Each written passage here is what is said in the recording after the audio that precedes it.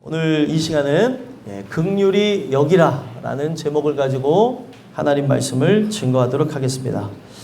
여러분들과 제가 유다서의 말씀을 함께 읽으셨는데, 이 유다서의 말씀은 베드로 후서 2장의 내용과 흡사한 모습을 갖고 있습니다.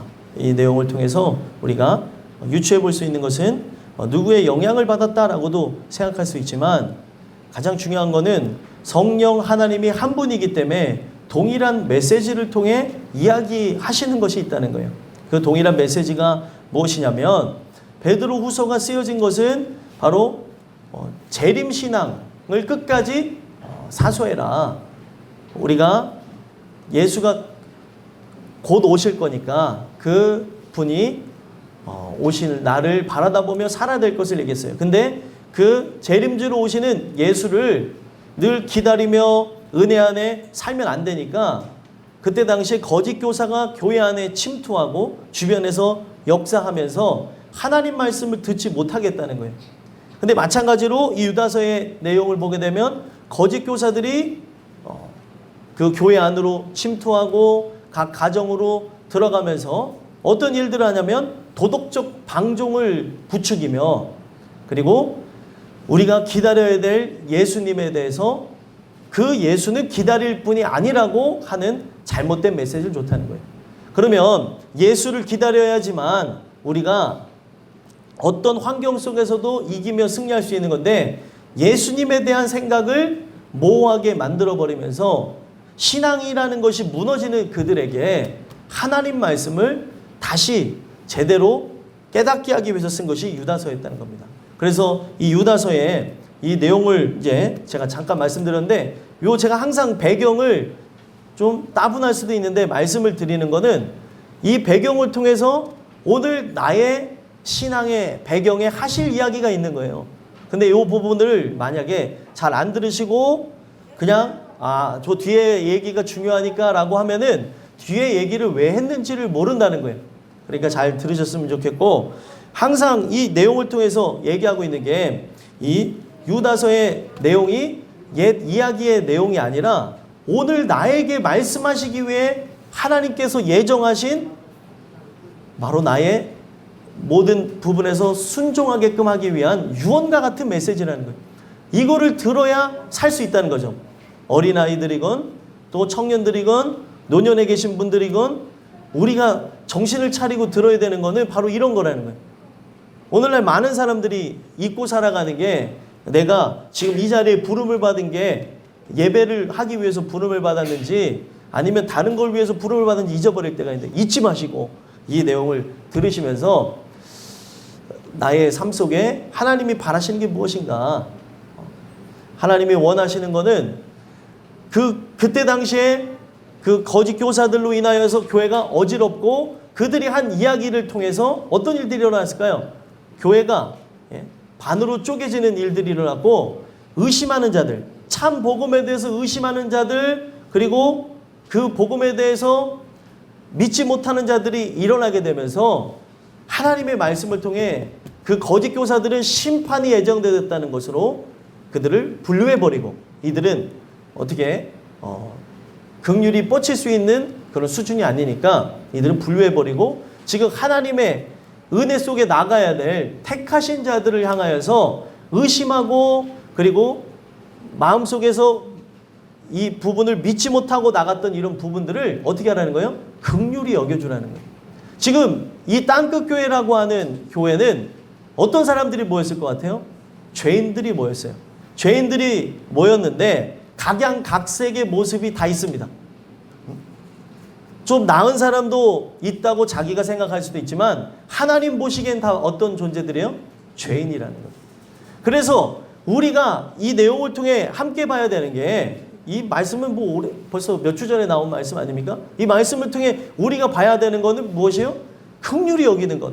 이 자리에 들어오는 사람들을 긍휼히 여기는 것, 또 이 자리에서 또 여러 가지 일들로 인해 또 고민하며 고통받으며 괴로워하며 함께 그 이론으로 나가지 못하는 사람들을 향하여서 내 자신을 바라보며 그들을 바라보며 나와야 되는 게 뭐예요? 긍휼이라는 거예요.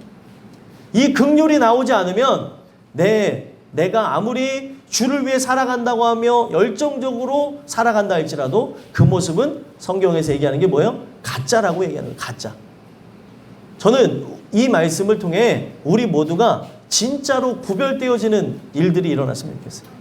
진짜는 긍휼히 여김을 받을 것이고 긍휼히 여김을 받았기에 남들을 긍휼히 여기는 은혜가 있을 것이라고 생각합니다. 오늘 이 주시는 말씀을 통해 그때 당시에 있었던 문제만을 얘기하는 것이 아니라 오늘 우리의 살아가는 삶 속에 있는 부분들을 통해 원수까지도, 여기에 내가 제일 싫어하는 사람, 하필이면 제일 싫어하는 원수 같은 사람이 들어올 수도 있잖아요. 안 들어온다는 보장은 없어요. 들어왔을 때 우리에게 필요한 건 뭐예요? 오늘 말씀의 제목과 같이 긍휼히 여기는 것.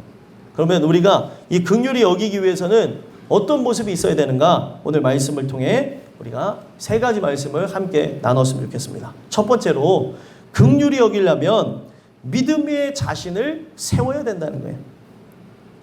무엇이라고요? 믿음 위에 자신을 세워야 된다. 자, 믿음 위에 자신을 세워야 된다는 게 어떤 얘기일까요? 자, 우리를 세우는 그런 재료가 믿음이라는 거예요. 자, 여기 우리가 이 교회가 이 세워진 걸 보게 되어지는데, 땅끝교회가 세워져서 우리가 이 건물 안으로 들어왔습니다. 땅끝교회라고 하는 건물은 땅 위에 세워졌죠. 여기에 각종 재료들이 들어갔는데 교회를 만든 재료들이 그렇게 좋지는 않아요.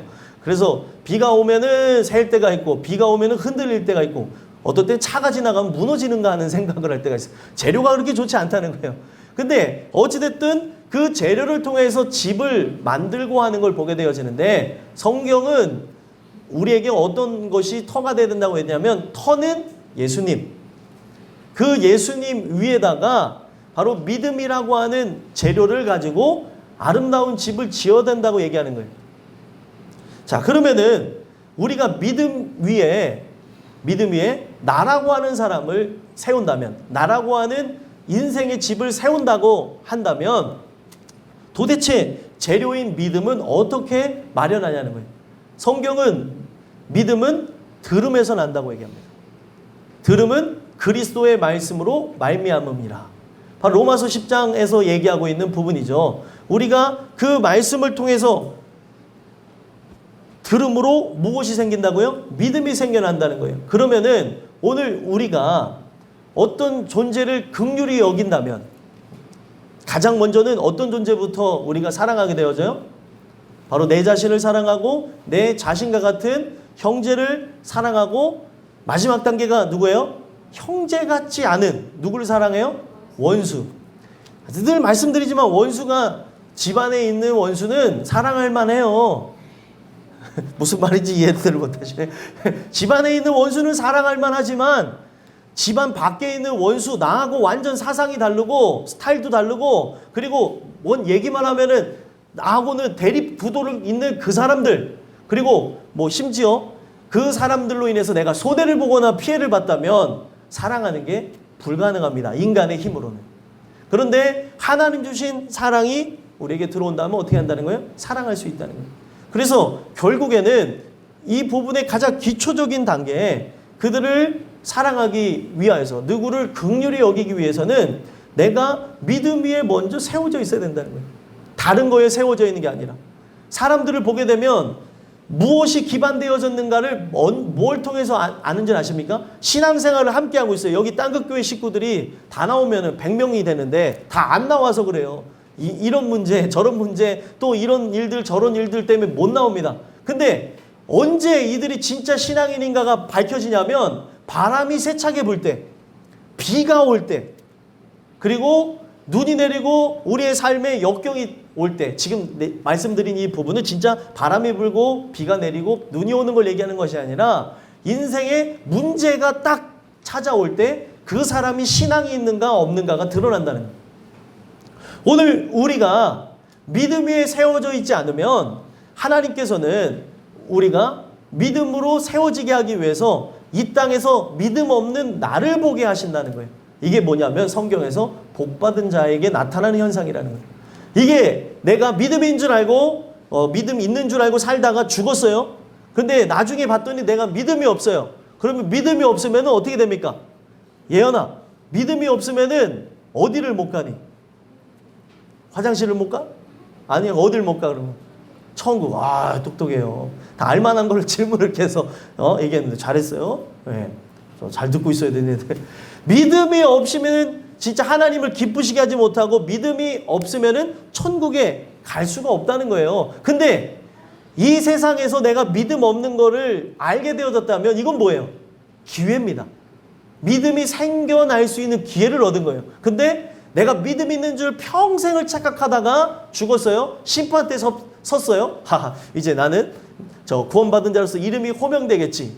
양과 같은 자로 오른편에 서겠지 하고 딱 읽고 있는데 김유선, 자, 왼편 염소 같은 자 하는 순간 어떻게 하겠어요?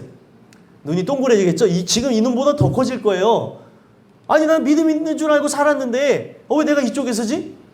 자, 오른편에 있는 자들은 결국에 천국으로 가는 거고 왼편에 있는 자들은 어디로 가요? 지옥에 가는 거예요. 근데 제 이름이 딱 불러졌는데 왼쪽으로 딱 갈라져요. 심판이 어떻게 진행되냐면 오른편에 양과 같은 자들을 세우고 또 왼편에 염소 같은 자들을 세운 다음에 이쪽에 오른편에 서 있는 사람들은 바로 은혜의 심판이 진행되는 거고 여기는 행위의 심판이 진행되는 겁니다. 하나님의 행위의 심판이 진행되면 살아남을 사람이 있을 것 같아요? 없을 것 같아요? 없습니다. 하나님의 기준으로 하나님의 기준에 선 사람들을 보시겠다는 거예요. 있을까요? 없을까요? 없어요. 그러면 이쪽에 세워놨다는 건 애시당초 어떻게 하겠다는 거예요? 심판해서 지옥불에 던지겠다는 겁니다. 그러면 은혜의 심판은 뭐예요? 부족하지만 연약하지만 그리스도를 의지했기 때문에 내 아들 예수, 바로 너희들을 사랑해서 내 아들 예수를 십자가에 달게 했는데 너희들이 그거를 믿고 의지하며 사랑했기 때문에 내가 그 은혜를 너희들이 사랑하며 살았던 그 모습을 보고 내가 은혜의 심판을 하겠다. 그래서 이들은 구원을 얻는 거예요. 그래서 성경은 행위로 구원을 얻는 게 아니에요. 행위로 구원을 얻는 것이 아니고 하나님의 은혜로 구원을 얻습니다. 근데 내가 이 땅에 살아가면서 은혜로 구원받았는데 내 모습이 마귀와 같다면 구원받은 거야 아니에요? 구원받은 거 아니에요. 착각하고 있는 거예요. 근데 우리가 살아가면서 착각은 자유라고 엄청난 착각을 하고 살 수 있는데 믿음에 대해서 착각하고 있는 내가 어떤 삶의 역경과 고난과 환난을 딱 맞으면서 내가 그 믿음이 없는 존재라는 것을 알게 되어졌다는 거예요. 그럼 이거는 뭐예요? 복이라는 거예요. 복. 세차게 바람이 불어서 모든 게 다 무너지는 것 같고 세차게 바람이 불어서 나는 혼자 남은 것 같고 그리고 아무것도 아닌 것처럼 느껴졌어요. 이건 뭐예요? 다시 시작할 수 있는 기회를 주신 엄청난 복이라는 거예요. 그런데 심판대에서 내가 그때 이런 모습을 느꼈다면은 이 사람에게 기회가 있습니까? 없습니까? 없다는 거예요.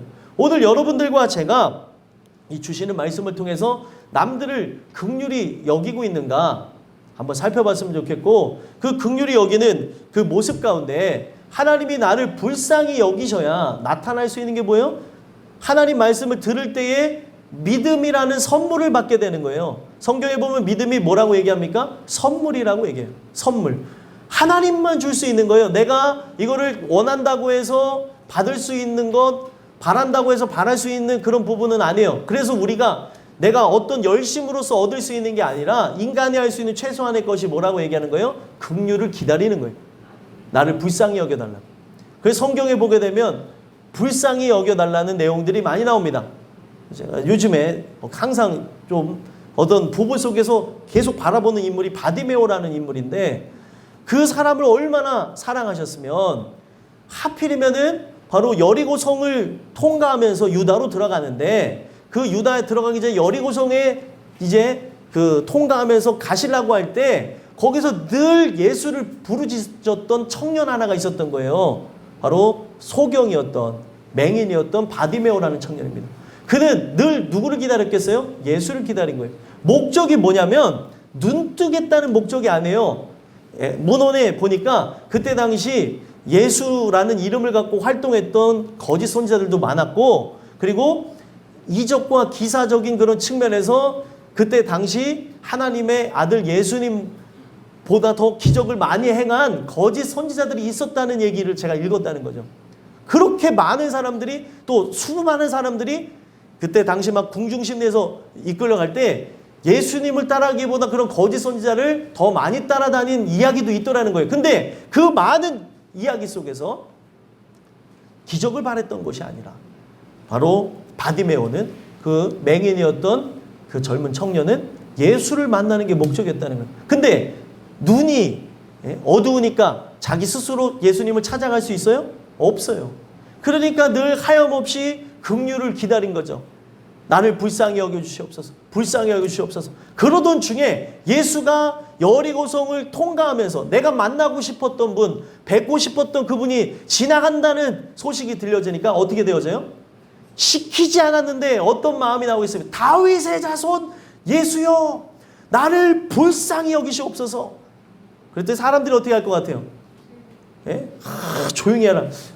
이 거지가 예수님 그 높으신 분 지나가는데 또 방해 안에 지금 이렇게 사열을 해가지고 좀 이쁘게 지나가야 되는데 너까지 이렇게 시끄럽게 하냐고 방해했을 거 아니에요. 성경에는 그 내용이 아주 간략하게 있지만 조용히 하라 이 말로 나와져 있지만 얼마나 방해가 있었겠냐는 거예요. 근데 이 방해는 이 사람에게 문제가 되지 않아요. 이 사람이 할 수 있는 건 뭐예요? 이 사람이 할 수 있는 건 뭐예요? 부르짖는 것밖에 없는 거예요. 다윗의 자손 예수여, 나를 불쌍히 여기시옵소서. 그랬더니 어떻게 했습니까? 예수가 찾아오셨다는 거예요. 오늘 우리에게 필요한 게 무엇이에요? 이와 예수님이 바로 나의 심령 안에 선물과 같이 찾아오는 거예요. 믿음이 뭐냐면 예수를 전적으로 의지하는 게 믿음입니다. 나는 믿을 수가 없어요. 주변 사람들도 우리가 도움이 되어지고 버팀목이 되어질 수 있지만 의지 대상은 아닙니다. 믿는 순간에 큰 코 다칠 수가 있어요. 어떤 사람이든 즉 안에 도움은 얻을 수 있지만 사람은 믿음의 대상이 아니라는 거예요. 그래서 여러분들과 저는 제일 중요한 게 무엇이에요? 우리 하나님 말씀을 들음으로 믿음 위에 우리 자신을 세우지 않으면 먼저 우리가 하나님이 주시는 그런 은혜의 기반이 되어져서 터가 세워지지 않으면 그 나를 구원하는 것뿐만이 아니라 그 어떤 누구도 수용할 수가 없기 때문에 믿음 위에 자신을 먼저 세우라고 얘기하는 거예요. 오늘 이 주시는 말씀을 통해 이 말씀이 오늘 누구에게 주시는 거예요? 여기 안 나온 사람들, 들어야 될 사람을 위해 준 것이 아니라 나를 위해 주셨다는 걸 기억하시고 이 말씀을 통해 여러분들이 하나님 말씀을 들음으로 믿음 위에 여러분들이 세워지는 그 기적이 있게 되기를 간절히 소망합니다. 두 번째로는 긍휼히 여기기 위해서 필요한 게 뭐예요? 성령으로 기도하는 거라는 거예요. 성령으로 기도하는 거예요. 기도를 하는데 왜 성령으로 기도한다는 말이 전제가 있을까요? 그의 도우심을 구해야 내 목적과 내 이익과 내 뜻을 따라 구하지 않는다는 거예요. 사람들이 은혜를 받지 않고 하는 기도를 하면은 어떤 일을 할까요? 신세 한탄하는 경우가 많다는 거예요. 왜 하나님 왜 이런 것도 안 해주고 저런 것도 안 해주고 또 나를 이렇게 내버려 두십니까? 하면서 한탄하는 그런 경우가 많다는 거예요. 기도에 대해서 우리가 본질적인 부분을 안다면 기도는 하나님을 향하여서 서 있는 거고 그 기도라고 하는 게 무엇이냐면 바로 도우심을 구하는 거예요. 어떤 도우심을 구하는 거예요? 영혼에 의해서. 하나님의 그 영혼에 관련되어져서 뜻을 이루어주기를 원하는 거죠. 그래서 그 뜻이 이루어지기 위해서 하나님을 향해 서 있는 것, 그때 그 하나님이 나에게 개입하는 것, 그게 기도라는 거예요. 원어에서 얘기하는 기도는 하나님이 개입하다라는 뜻을 갖고 있습니다. 여러분들 인생 속에 개입이 필요하지 않아요? 이걸 필요를 못 느끼니까 기도를 안 하는 거예요. 그래야 문제도 터지고 또 고통도 찾아와야 기도가 나오는데 이거는 우리가 아직 차원 낮은 수준에 있는 거고 기도 신은죄를 범치 않으면서 늘 그분을 의지하는 것. 기도는 왜 하는 거냐면 의지하기 위해서 하는 거예요. 눈을 뜨고 있으니까 의지가 안 된다니까요. 왜요? 나는 분명히 이 길로 가다가도 딴 생각하는 순간 내비게이션이 켜져 있어요. 여기에서 내비게이션을 보고 가면서도 귀로 들으면서도 다른 생각이 들어오면 지나가더라니까요. 여기 또 안 그러신 분들만 있어서 그런데 저는 옆에 아내가 그거 이제 내비게이션과 그리고 내비게이션이 보여주고 이야기하는 것뿐만 아니라 아내가 옆에서 얘기해야 제가 갈 길을 갑니다. 제가 운전을 하면. 저는 운전을 하면 다른 생각을 해요. 운전을 하면서 말씀을 또 묵상할 때도 있고 또 찬양을 흥얼거리고 있을 때도 있고, 또 어떤 특정 사건을 또 기억하면서 걸어갈 때가, 운전할 때가 있어요. 별 좋은 습관은 아닌데, 이 사람이 이 분산되어져서 살아가는 그런 사람이다 보니까 운전하다 보면은 이제 내가 이제 막 어떤 말씀이 생각나서 막 묵상하다 보면 지금 이 주변에 있는 모든 건물이나 모든 사물들이 보이지가 않아요. 그냥 가는 거예요. 박지만 않고 가면은 은혜인 거죠. 그럼 옆에서 아내가 얘기해. 여보, 어디가? 밖으로 빠져야지. 여기 또 이렇게 부족하신 분들이 없어서 잘 부족한 사람은 옆에서 자꾸 이야기를 해야 이게 정신을 차립니다. 예? 그러니까 저도 그래가지고 그 얘기를 듣고 나간 경우가 한두 번이 아니라는 거죠. 오늘 우리의 살아가는 삶 속에 그분이 나를 도와주시고 그분이 나에게 개입해주지 않으면 우리의 인생길이 틀어지더라는 거예요. 심지어 내비게이션을 틀고 가면서도 인생이 틀어지는 걸 봅니다. 우리의 삶의 길 안내자가 되셔야 되는 것이 바로 우리 주변에 있는 가까운 사람이 안내자가 되어야 되는 것처럼 우리에게 진짜 가까운 사람이 누구예요? 우리의 친구와 같이 함께 동행하시는 예수님이 되어야 된다. 그분이 안내해야 되는 거죠. 왜 그분이 안내해야 돼요? 천국에 대한 길을 아시는 분은 그분밖에 없는 거예요. 그래서 성령으로 우리가 이 도우심을 구하면서 기도해야 되는 거예요. 나의 삶 속에 개입해 주시옵소서.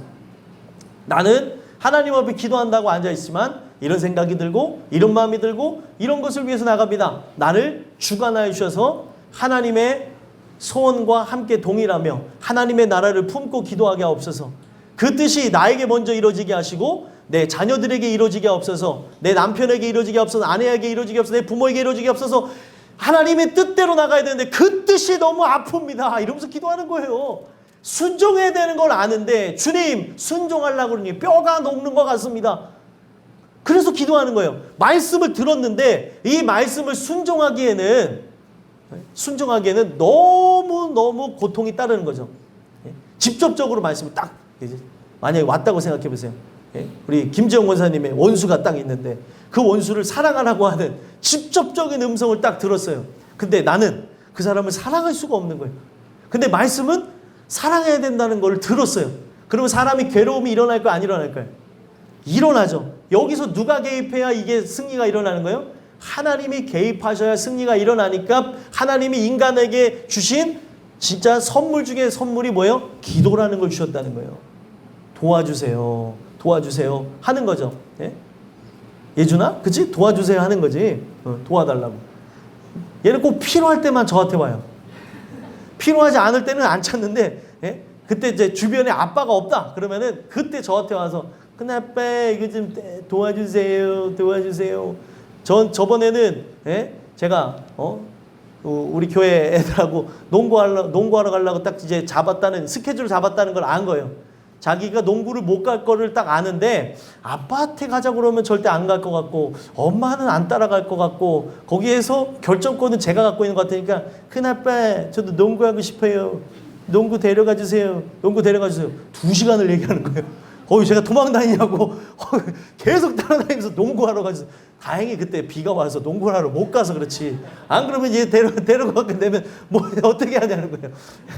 아주 도와달라는 그 내용을 보면 필요할 때 얘기하는데 성경에 보게 되면 필요할 때를 느끼는 게 은혜인 거예요.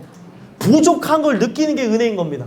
하나님 당신이 나의 삶 속에 개입하지 않으면 나는 할 수가 없습니다 라면서 그런 걸 느껴야 기도가 나오는데 나는 할 수 있다고 생각하니까 어디서 나온 자신감인지 모르겠는데 이런 것 때문에 기도도 안 하고 살아가는 거예요. 성경은 그렇게 얘기하고 있지 않은데 말씀과 기도로 뭐가 이루어져요? 거룩해지는 거예요.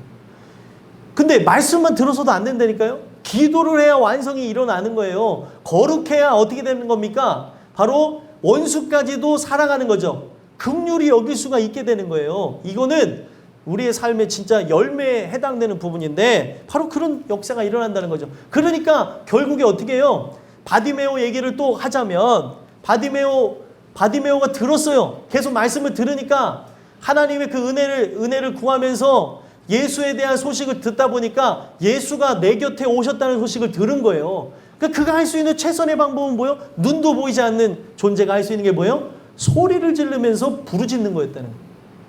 여러분들과 제가 예수를 만날 수 있는 것, 그의 은혜로 충만하게 되는 것 딱 하나입니다. 부르짖는 거예요. 근데 뭐 우리가 진짜 소리를 지르는 것도 맞겠지만 하나님이 원하시는 건 뭐예요? 내 영혼의 절규. 내가 소리를 지르지 않는다 하더라도 내 마음속에서 간절히 그의 개입을 바라면서 내 가정에 개입해 주세요. 내 자녀에 개입해 주세요. 내 인생 속에 개입해 주세요. 나는 하나님 연약한 존재입니다. 당신이 아니면 나는 아무것도 할 수 없는 존재입니다. 아무것도 할 수 없는 존재라 느껴야 기도가 이루어지죠. 내게 능력 주시는 자 안에서 할 수 있어요. 모든 걸 할 수 있어요. 근데 능력 주시는 자가 있어야 가능한 겁니다. 근데 그분께 기도해야 될 내가 기도하지 않는 이유는 딱 한 가지예요. 내가 스스로 할 수 있다는 거예요. 여러분들 어디까지 우리가 내려가야 그분을 의지하겠습니까? 어떤 많은 삶의 문제와 고통과 역경과 환난을 통해서 깨닫게 되어지는 것 은혜지만 그런 걸 맛보기 전에 말씀을 듣고 믿게 되어지는 게 더 큰 은혜입니다.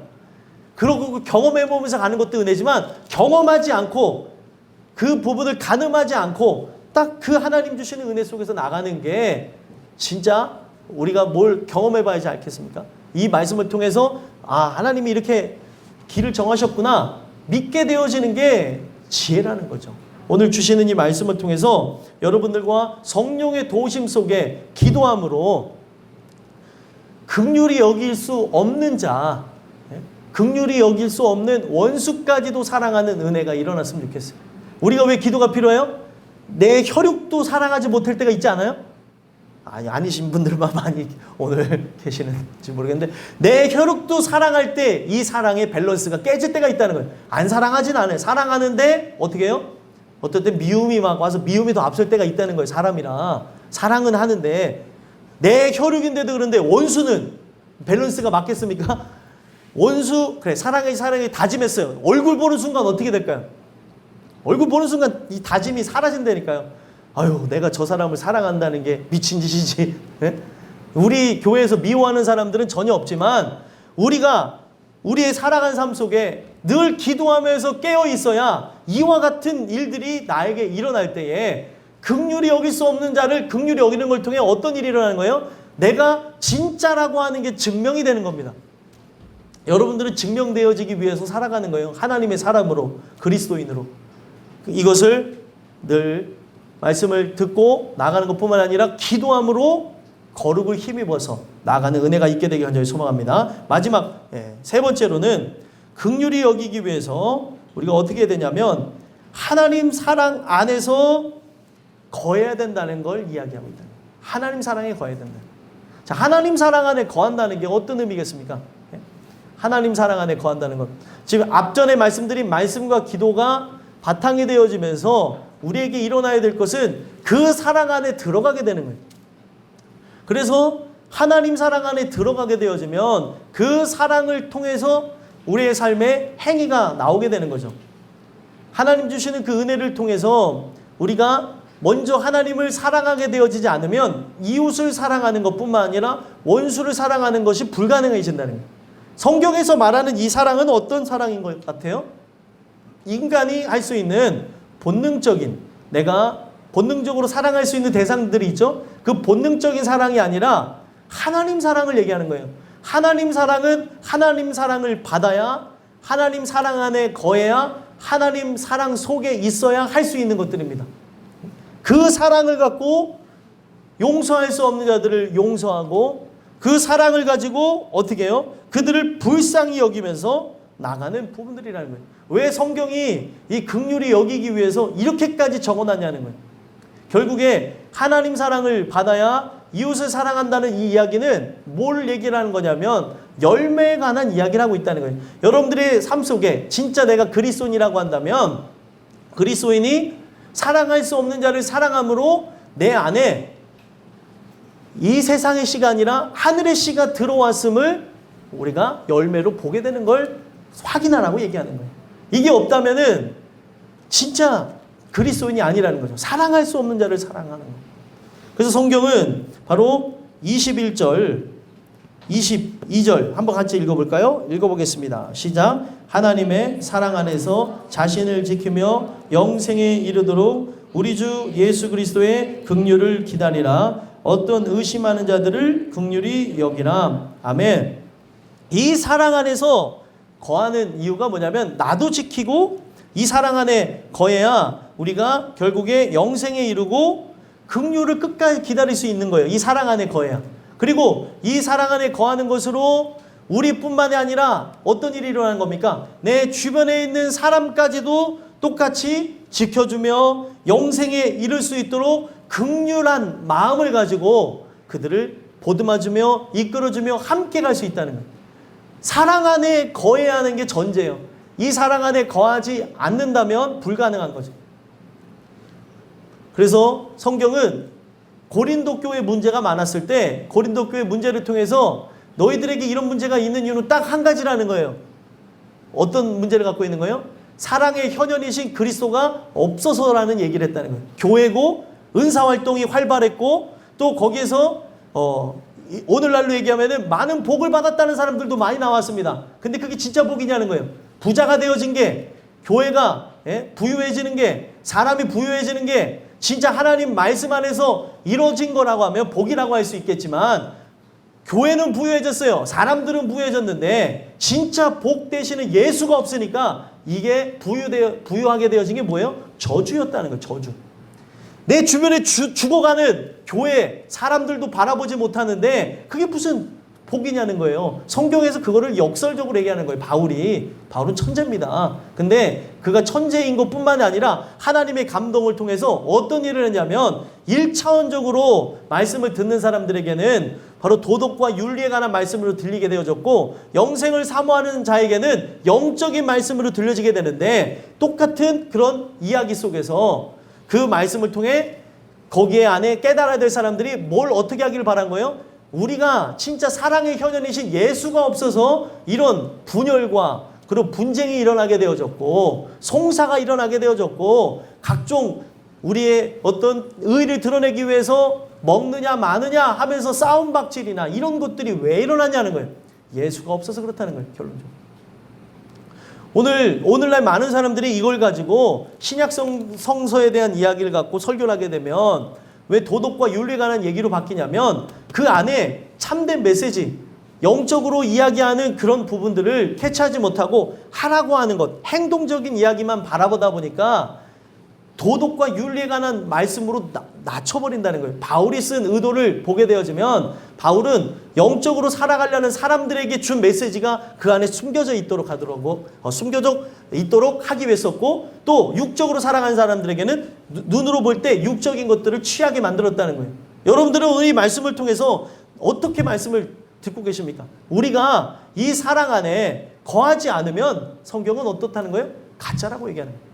하나님 사랑 안에 거해야 되고 이 사랑 안에 거한다는 게 뭘로 드러나야 되는 거예요? 뭘로 증명되어야 되는 거예요?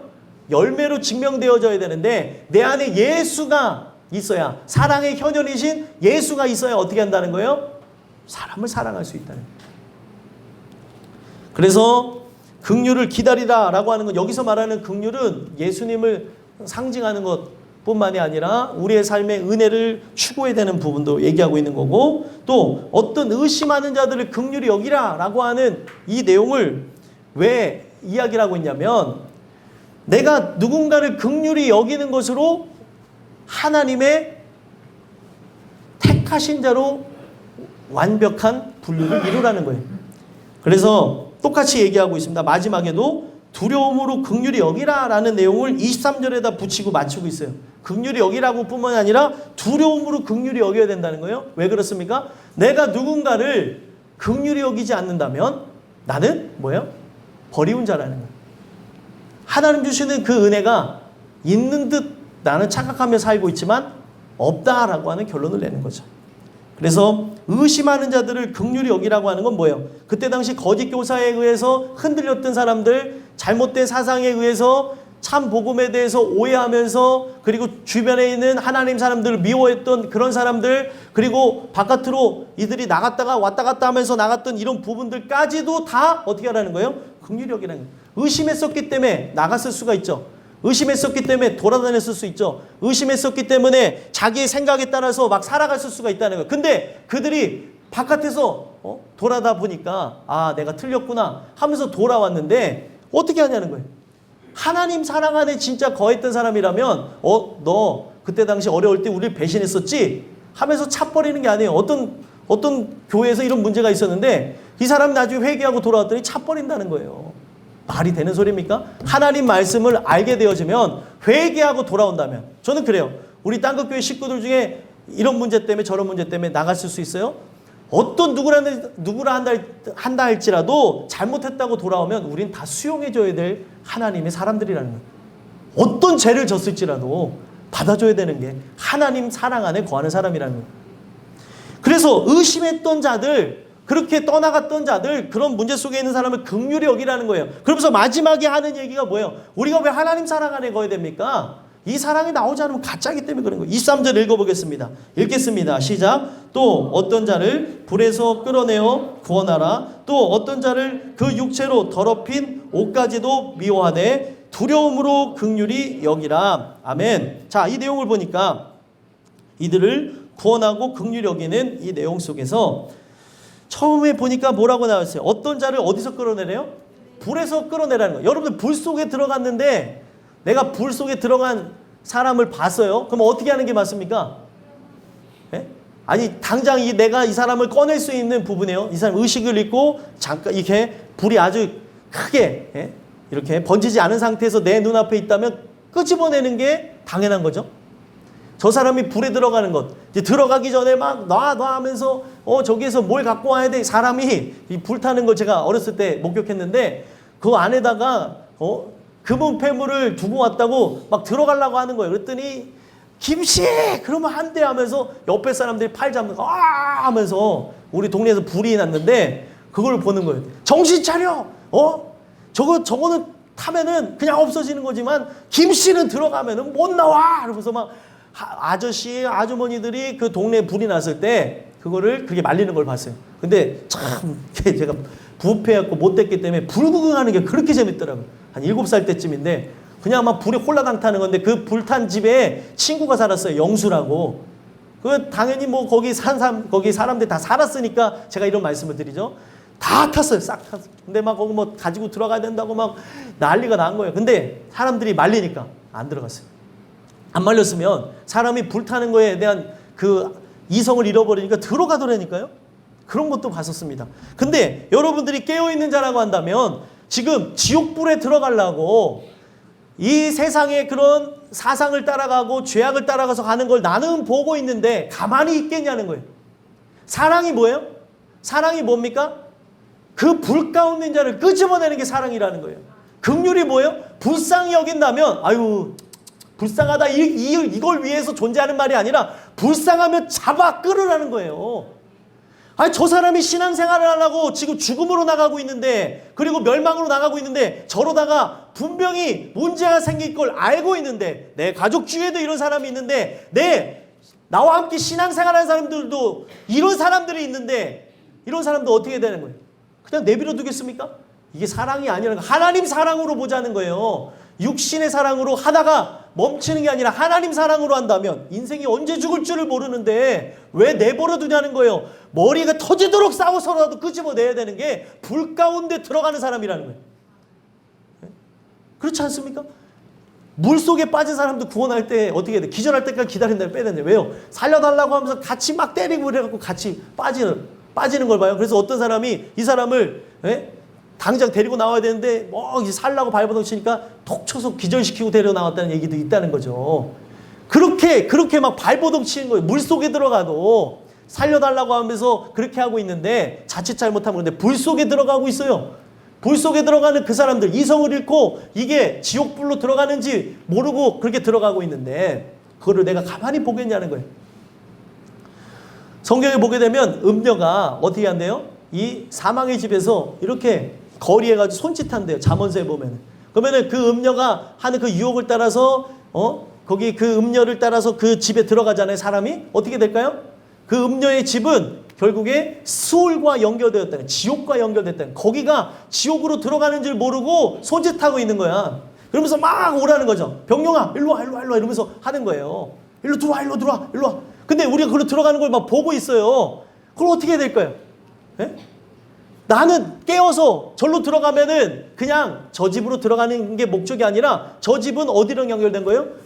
바로 스월, 지옥과 연결된 걸 나는 알고 있는데 가만히 보고 있을 거냐는 거예요.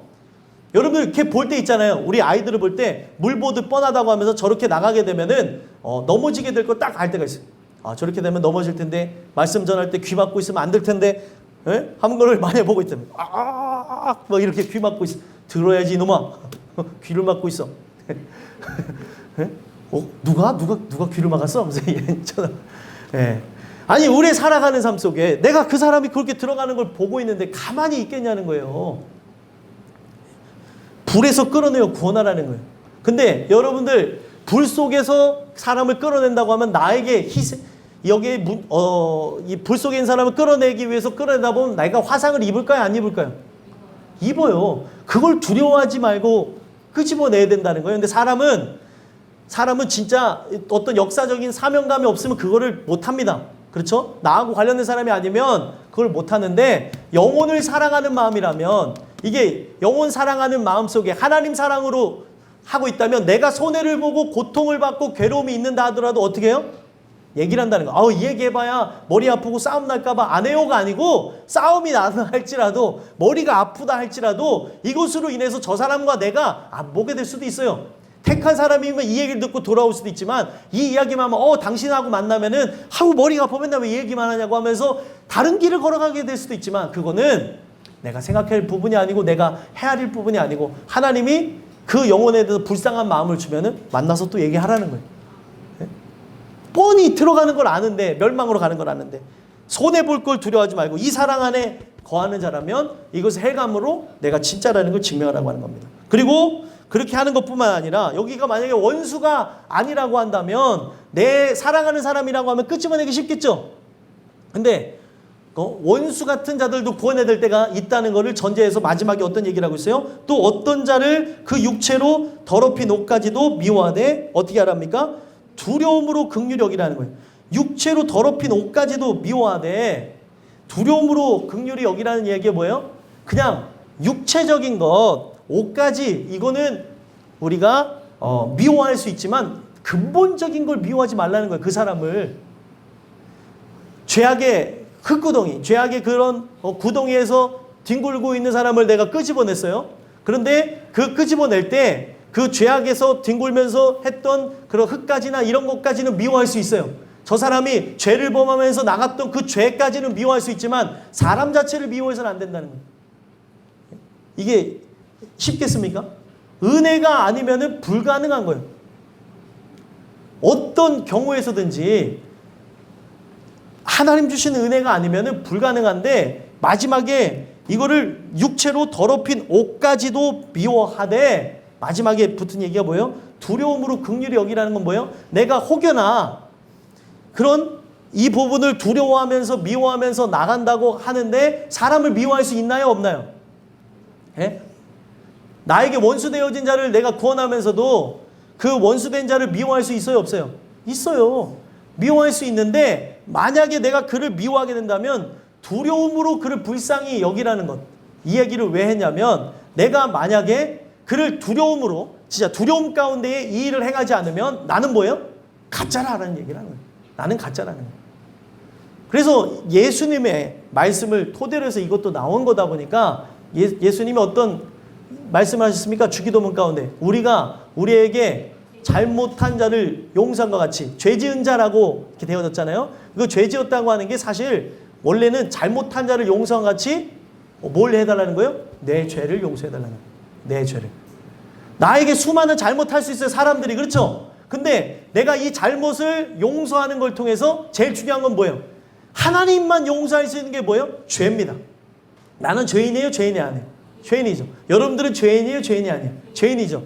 이 죄는 하나님만 해결할 수 있는데, 내가 하나님 사랑 안에서 나한테 거하면서, 내 하나님 사랑에 거하면서 나한테 잘못하는 사람들이 많이 있을 수 있잖아요. 아프게 하고 또 고통스럽게 하고 괴롭게 하고 또 심지어 짜증나게 하는 사람이 있는다 할지라도 어떻게 하라는 거예요? 그들을 용서해 주라는 거예요. 그러면서 하나님 앞에 뭘 구하는 겁니까? 내 근본적인 죄를 용서해 주십시오. 하나님만이 하실 수 있는 그 부분이기 때문에 예수님이 그걸 가르쳐 주신 거예요. 그래서 내가 누군가를 그렇게 잘못한 거를 용서해 주고 그들과 함께 화해하며 화합하며 나가는 이거는 성경에서 얘기하는 게 뭐예요? 내가 그 사랑을 받았다고 얘기하는 거예요. 그래서 하나님 그 주의 긍휼을 주의 진노 중에라도 잊지 마옵소서. 진노 중에라도 그 주의 긍휼을 잊지 말아달라는 거예요. 심판 중에도 나는 기억해달라는 거죠. 이 세상이 멸망하는 그 순간에도 나는 기억하옵소서. 여러분 세상이 멸망이 예정되어져 있어요. 언제 멸망할지는 몰라요. 근데 이 세상을 보게 되면 갑자기 멸망한다 하더라도 누가 이 일을 제기할 사람이 없다는 거예요. 지금 이 세상을 보게 되면 경제도 불안하고 사회도 불안하고 그리고 군사 모든 부분이 불안하지 않습니까? 국제 정세를 봐도 그렇고 내 앞날을 봐도 불안한 이 생활 속에서 우리가 어떻게 살아가겠냐. 오늘 우리 주신 이 말씀을 통해서 내 자신을 돌아다보건대 내가 하나님 사랑 안에 거함으로 진짜 두려움 속에 미워하던 이 모든 부분들이 생겨날 수도 있겠죠? 두려움 속에 미워하는 부분이 생겨날지라도 하나님께 이걸 또 맡겨드리고 기도함으로 하나님 사랑을 공급받고 이 사랑으로 모든 사람들을 사랑하며 그들을 용서하는 것으로 하나님 사람이 되게 해달라고 기도하며 나가는 여러분들과 제가 됐으면 좋겠습니다. 오늘이 주신 말씀을 여러분들의 새기심으로 긍휼히 여기는 것, 긍휼히 여기는 것으로 어떤 이들까지도 사랑하며 나가는 존재들이 됐으면 좋겠어요. 절대 땅끝교회는 어떤 교회예요? 교회의 문턱이 낮은 교회. 어떤 누구나 들어올 수 있는 교회. 그거라는 걸 잊지 마시고 우리가 그 사랑 안에서 진짜 어떤 사람들까지도 보듬어주면서 끝까지 승리하며 나가는 진짜가 되시기를 예수 그리스도로 간절히 소망합니다.